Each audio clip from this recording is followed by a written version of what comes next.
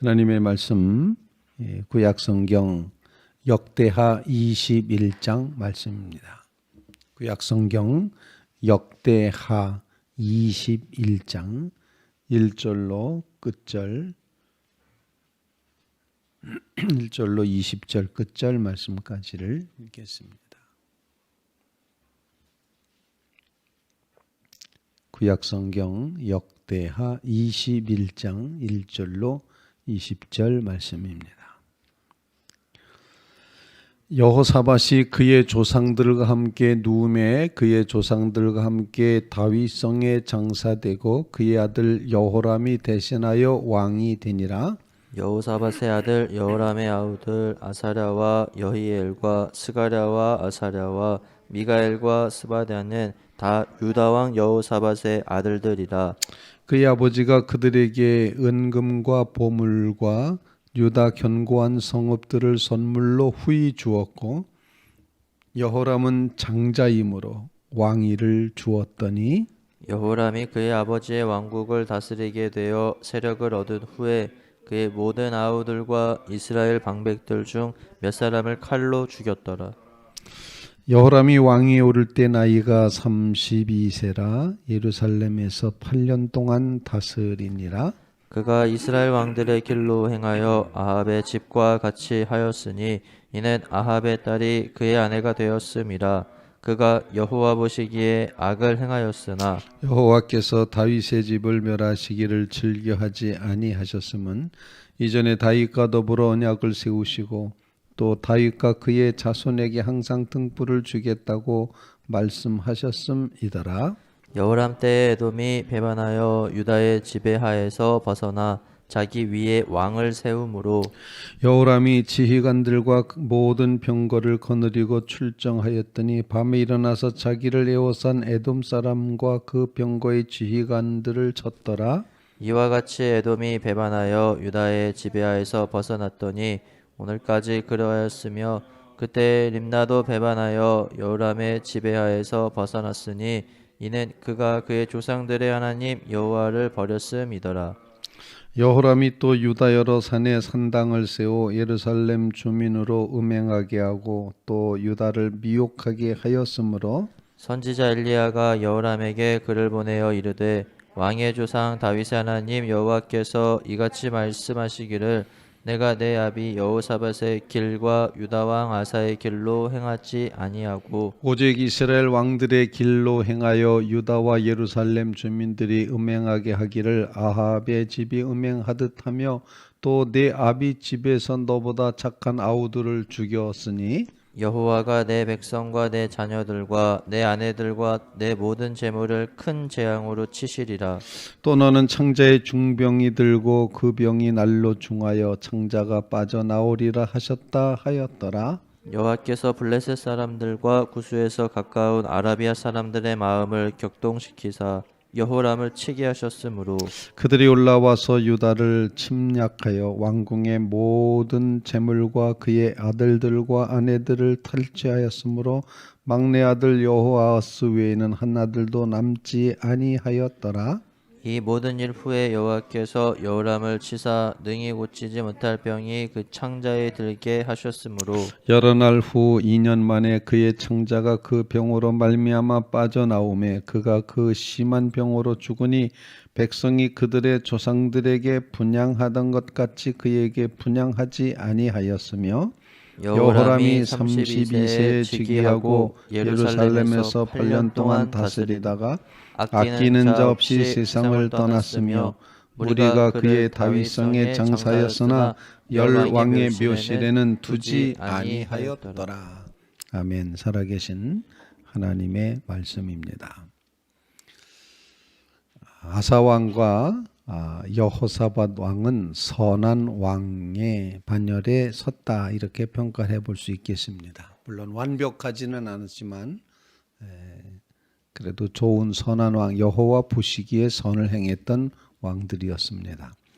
할아버지 아버지 대를 이어서 이제 여호람이 왕이 되었습니다. 선한 왕들의 길을 따라갔으면 좋았을 것을 이 여호람 왕은 유다 왕 중에 남왕국 유다의 5번째 왕인데도 불구하고 최악의 왕처럼 그렇게 성경은 기록을 하고 있습니다. 뭘로 보면 알 수 있는 거 아니? 그가 죽었을 때 아무도 분양하지도 않았고 그를 아끼지도 않았다. 아끼는 자 없이 세상을 떠났다. 잘 죽었다는 거죠. 잘 죽었다.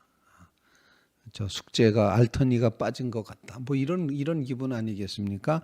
아무도 아끼는 자 없이 세상을 떠났다.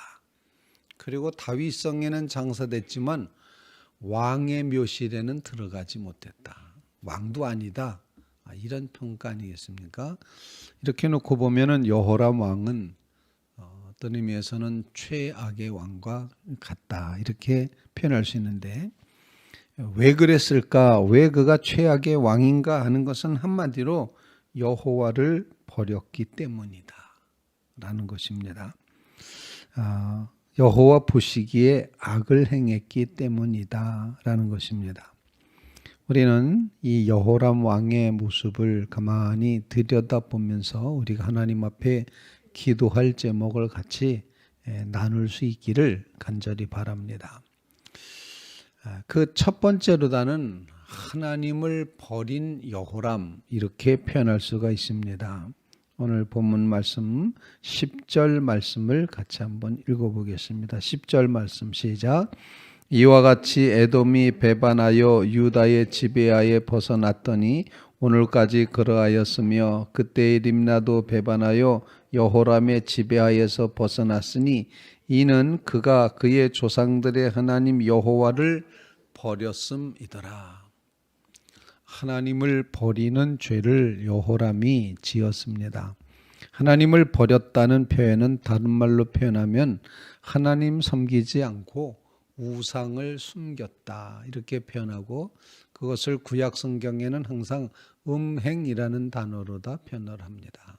마치 음행하는 것과 같이 하나님을 섬기고 하나님을 사랑해야 될 백성이 하나님 아닌 다른 것을 섬기고 또 다른 것을 따라갈 때 그것을 음행하는 것과 같다 이렇게 표현을 하고 있습니다. 오늘 본문 13절 말씀도 다시 한번 읽어보겠습니다. 13절입니다. 시작. 오직 이스라엘 왕들의 길로 행하여 유다와 예루살렘 주민들이 음행하게 하기를 아합의 집이 음행하듯 하며 또 내 아비 집에서 너보다 착한 아우들을 죽였으니 이렇게 말합니다. 하나님을 버린 겁니다. 하나님을 버려서는 안 되는데 하나님을 버렸다라는 사실. 모든 불행의 원인, 모든 비극의 원인, 또 모든 이제 이렇게 사람답지 못하게 죽어갈 수밖에 없었던 이 모든 원인. 여호람 8년뿐이 왕노릇을 안 했는데 어쩜 이렇게 망해 놓을 수 있을까? 그런 모습을 생각하면서 이게 옛날 얘기만은 아니겠구나 하는 생각도 해봅니다. 이렇게 망해먹는 그런 여호람 왕의 모습 이유 하나님을 버렸기 때문이라는 것입니다. 우리는 말씀을 기억하면서 오직 여호와 하나님만을 의지하는 오직 여호와 하나님만을 섬기는 여호와 신앙, 유일신 신앙 이 신앙의 자리에 여호와께서 이 모든 걸 다스리시고 이루신다는 이 여호와께서의 신앙을 꼭 간직하며 살아가는 믿음의 성도들이 다 되시기를 주님의 이름으로 부탁을 드립니다. 하나님 버리지 마시기 바랍니다. 이렇게 말하면 내가 언제 하나님 버렸습니까? 라고 질문하시죠. 나는 그래도 하나님을 안 버리려고 애써. 나는 하나님과 늘 가까이 있으려고 힘쓰는 그런 마음가짐이 있지. 그래도 이만하면 되지 않을까라고 하는 그런 스스로를 위로하는 이제 스스로를 그렇게 이제 생각하며 살아가는 그런 우리의 마음의 자세가 있을 수 있는데 사랑하는 성도 여러분, 여호와 하나님을 버리지 않는다는 것은 하나님으로만 산다는 그런 표현입니다. 다른 것 의지하지 않고 다른 것은 다 주인이 아니고 오직 하나님만이 주인이시다. 내 삶의 참 주인 되신 하나님, 그 하나님만 의지하며 살겠습니다. 이 신앙 고백으로 우뚝 서는 믿음의 성도들 꼭 되시기 바랍니다. 하나님, 내가 주인 삼았던 모든 것 내려놓고 오직 주님만 의지하며 살아가게 하옵소서. 간절히 간구하는 믿음의 성도들 다 되시기를 주님의 이름으로 부탁을 드립니다. 두 번째로 기도하고 싶은 제목은 그것입니다. 하나님을 높여 찬양하고 싶습니다. 왜냐하면 여호와를 버린 여호람 왕임에도 불구하고 하나님은 어떤 하나님이시냐? 하나님은 다윗과 맺으신 언약을 기억하십니다. 그리고 멸망시키기를 즐겨하지 않으시고 기뻐하지 않으셨다. 그러면서 그 언약에 붙들려서 하나님은 이제 긍휼을 베풀어 주시는 모습을 보여주고 있다는 것입니다. 오늘 본문 말씀 함께 읽도록 하겠습니다. 이제 6절과 7절 말씀 한번 같이 읽겠습니다. 6절 7절입니다. 시작. 그가 이스라엘 왕들의 길로 행하여 아합의 집과 같이 하였으니 이는 아합의 딸이 그의 아내가 되었음이라. 그가 여호와 보시기에 악을 행하였으나 여호와께서 다윗의 집을 멸하기를 즐겨하지 아니하셨음은 이전에 다윗과 더불어 언약을 세우시고 또 다윗과 그의 자손에게 항상 등불을 주겠다고 말씀하셨음이더라. 하나님은 너무 좋으신 분 아닙니까? 여호와 보시기에 악을 행했음에도 불구하고 하나님은 언약을 기억하십니다. 다윗과 맺었던 언약, 항상 등불을 주겠다. 다윗을 통해서 하나님의 역사가 계속 이어질 것이다. 이 백성에게 등불과 같은 역할을 너희가 감당할 것이다. 이 다윗의 가문을 축복하시고 또 그렇게 하시겠다고 언약하신 이 언약에 붙들려 계시는 하나님이 참으로 놀랍고 또 한편으로는 감사 찬양의 대상이 아닐까 생각을 합니다. 인간이 죄를 범한 대로 다 벌 주시면 그냥 망하고 끝나는 것이죠. 그런데 하나님은 그 배후에서 그래도 하나님은 하나님이 맺으신 언약을 귀히 여기시며 긍휼을 베푸시며 멸하기를 즐겨하지 않으시고 때리지만 때리면서도 하나님 자신도 아파하시는 그런 하나님이시라는 것, 이 사랑의 하나님이라는 것을 우리에게 가르쳐주고 있습니다. 언약에 신실하신 하나님을 높여 찬양합니다. 내가 비록 하나님을 잠시 떠나고 하나님을 외면하고 살았을지라도 하나님은 여전히 택한 백성, 주의 백성이라고 우리를 불러주시고 우리를 향한 하나님의 언약, 십자가 언약을 흔들림 없이 붙들고 계시다 하는 사실입니다. 하나님의 언약을 깊이 기억하며 살아가는 믿음의 성도들 꼭 되시기를 주님의 이름으로 부탁을 드립니다. 솔직히 우리가 잘못해도 하나님은 너 혼난다 그리고 야단을 치시고 때리실 수 있습니다. 아프게도 하실 수 있고 괴롭게도 하실 수 있습니다. 망하게도 하실 수 있습니다. 그러나 이 모든 것 배후에 여전히 우리를 향한 하나님의 사랑이 담겨 있다는 사실을 꼭 기억할 때, 하나님의 긍휼하심이 크다는 사실을 기억할 때 하나님은 찬양받으시기 합당하신 하나님이시다. 우리는 그 하나님 앞에 늘 감사와 고백을 간직하며 주님을 향하여서는 그래도 여전히 하나님 감사합니다. 이다지도 못난 자를 하나님은 그토록 사랑하십니까? 이다지도 하나님을 등 돌리는 자를 하나님은 늘 기다려 주셨습니까? 바로 이런 사실을 고백하며 하나님 앞에 감사와 찬양이 우리의 신앙 속에, 우리의 믿음 속에, 우리의 인격 속에, 우리의 삶 속에 가득 채워지는 역사 꼭 이루어지게 해주시옵소서. 주님 앞에 간구하는 믿음의 성도들 다 되시기를 주님의 이름으로 부탁을 드립니다. 하나님이 하도 답답하셔서 북왕국에서 활동하던 엘리야라는 선지자로 편지를 쓰게 해서 이제 편지를 보내지 않습니까? 여호람 왕에 대한 예언이 오늘 본문 말씀에 기록이 되어 있습니다. 아마 엘리야는 주로 아합왕하고 싸우지 않습니까? 북왕국의 아합왕, 그 지독한 우상 숭배 왕 아합왕. 오늘 본문에도 이 여호람도 아합의 딸과 결혼해서 그래서 지금 이 모든 사단이 나고 있는 것 아닙니까? 그런데 그것의 원인은 사실 거슬러 올라가서 이제 여호사밧 왕이 자기 아들을 아합의 가문과 결혼 동맹으로 이제 그 바알의 공주를 자기의 이제 며느리로 삼는 바람에 이루어진 그런 이제 그 단서가 시작이 거기서부터 되지 않았습니까? 자, 이런 모습을 보면서 하나님께서도 급하셨구나. 북왕국에서 아합과 대결하던 엘리야를 편지를 써서 이렇게 여호람 왕을 향한 예언의 말씀을 주셨구나 라는 사실을 기억하게 됩니다. 오늘 본문 말씀에 보면 12절 말씀부터 선지자 엘리야가 여호람에게 편지를 보냈습니다. 왕이 조상 다윗의 하나님 여호와께서 이같이 말씀하시기를 아버지 여호사밧의 길 그리고 그 할아버지 아사의 길로 행하지 않고 오직 이스라엘 왕들의 길, 즉 남왕국 유다 왕이 북왕국 이스라엘 왕의 길로 행하고 있다는 겁니다. 그 길은 여호람의 여로보암의 길, 우상 숭배의 길이죠. 그래서 유다와 예루살렘 주민들을 음행하게 하고 아합의 집이 음행하듯 그렇게 했고 내 아비 집에 너보다 더 착한 아우들 앞부분에 이제 명단이 쭉 나와 있었습니다만 그 아우들을 다 죽였다. 그 아우들을 죽였을 뿐만 아니라 아우들을 죽인 것을 이제 반란을 일으킬까봐 그 방백들까지 죽였다.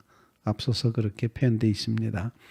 여호와가 이제 그러니 내 백성과 내 자녀들과 내 아내들과 내 모든 재물에 큰 재앙으로 치시리라. 그래서 하나님의 심판이 임하고 진노가 임하고 그래서 이제 결국에는 너 자신은 중병 들어 처참한 질병으로 죽게 된다. 이렇게 이제 예언을 했습니다. 말씀에 의지해서 우리가 이제 기억해야 될 것, 마지막 하나님의 심판의 때가 있다라는 사실을 꼭 기억하셔야 됩니다. 하나님은 치시는 하나님이십니다. 우리 16절 말씀 한번 읽겠습니다. 16절 시작. 여호와께서 블레셋 사람들과 구스에서 가까운 아라비아 사람들의 마음을 격동시키사 여호람을 치게 하셨으므로 18절 말씀도 있습니다.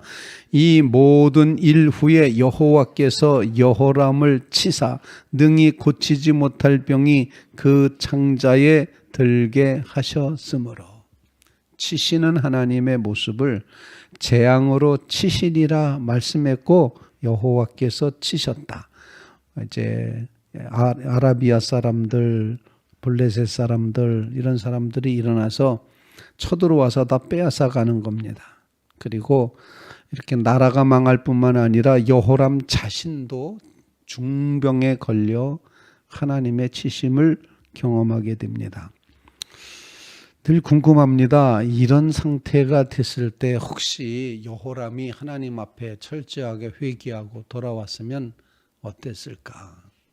어쩌면 이것이 하나님이 치시는 이 시간이 하나님께로 돌아갈 이제 정말 회개하고 하나님께로 전향해야 될 가장 중요한 시기가 아니었을까 생각하는데 성경은 전혀 여호람이 그러지 않았다고 표현을 하고 그냥 그렇게 죽어가고 말았음을 본문에 보여주고 있습니다. 하나님의 심판, 그가 심한 병으로 죽으니 백성들이 조상들에게 분향했던 것처럼 분향하기를 좋아하지 않았다. 그리고 아끼는 사람 없이 세상 떠났다. 아무도 아끼는 사람, 아쉬워하는 사람이 없었다는 겁니다. 그래도 한두 명이라도 아쉬워할 사람이 있어야 되는데 아무도 아쉬워하지 않았다. 잘 죽었다. 이렇게 생각했다는 겁니다. 아무런 의미 없는 죽음을 죽었다. 이렇게 평가가 되고 있습니다. 하나님의 심판이 참으로 정말로 확실하고 분명하다는 사실, 바로 이 하나님의 심판의 자리 앞에 섰을 때 속히 돌아섰으면 하나님이 히스기야의 병도 15년 연장해 주셨는데 여호람의 이 병이라고 왜 안 고쳐주셨을까? 그런데 이제 이 하나님의 심판 앞에 섰을 때 돌이킴이 없었다는 사실, 결국은 아무도 아끼는 자 없이, 아무도 분양하는 자 없이 그렇게 이제 마감하고 말았다는 것을 오늘 본문이 보여주고 있습니다. 그래서 우리는 하나님 앞에 기도하길, 하나님께서 우리를 향한 치시는 역사, 진노하시는 역사, 심판하시는 역사, 징계하시고 벌 주시는 그런 시간이 됐을 때 속히 돌이키는 믿음을 주시옵소서. 하나님 앞에 돌아서기를 간절히 결단하고 기도하고 나가는 믿음의 성도들 꼭 되시기를 간절히 바랍니다. 그리고 여러분 정말 아끼는 자 없이 세상을 떠나서야 되겠습니까? 아끼는 사람이 많이 있어야 된다. 분양할 사람도 많아야 된다. 바로 누구를 그렇게 많은 분양을 할까요? 누가 이렇게 아쉬워할 수 있을까요? 하나님 앞에 하나님 보시기에 아름답게 산 사람을 모든 사람은 다 이제 정말 아까워하고 또 존귀 여기고 또 그렇게 존경하게 될 줄로 분명히 믿습니다. 여호와 보시기에 아름다운 삶, 선한 삶을 살아가게 하옵소서. 회개와 함께 하나님 앞에 진실되게 서기를 결심하고 결단하는 믿음의 성도들 다 되시기를 주님의 이름으로 부탁을 드립니다. 아끼는 자 없이 세상을 떠났다, 이것이 아니라 모든 사람이 다 아쉬워하는 죽음을 죽었다. 그분은 좀 더 살았어야 되는데, 그분은 좀 더 역할을 감당했어야 되는데, 그분은 좀 더 우리에게 남아 있으셔서 유익을 주셨어야 되는데 라고 그렇게 아쉬워하는 그런 죽음을 이제 우리는 죽어야 된다 생각을 합니다.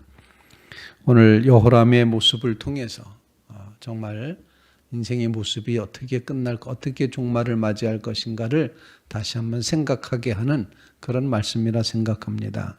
오늘 여호와 하나님을 버리지 말게 하옵소서, 오직 하나님만 의지하게 하옵소서 간절히 간구하고, 하나님은 그렇게 죄짓고 엉터리 같은 인생임에도 불구하고 맺으신 언약 때문에 긍휼과 사랑으로 우리를 대하시니 하나님은 찬양받기에 합당하십니다 고백하며 나아가시고, 그리고 하나님의 심판이 있을 때 속히 회개하고 돌이키고 하나님의 심판 앞에 서서 두려워 떨므로 다시 한번 새 길을 걷기를 결심하는 믿음의 심령들이 다 되시기를 주님의 이름으로 부탁을 드립니다.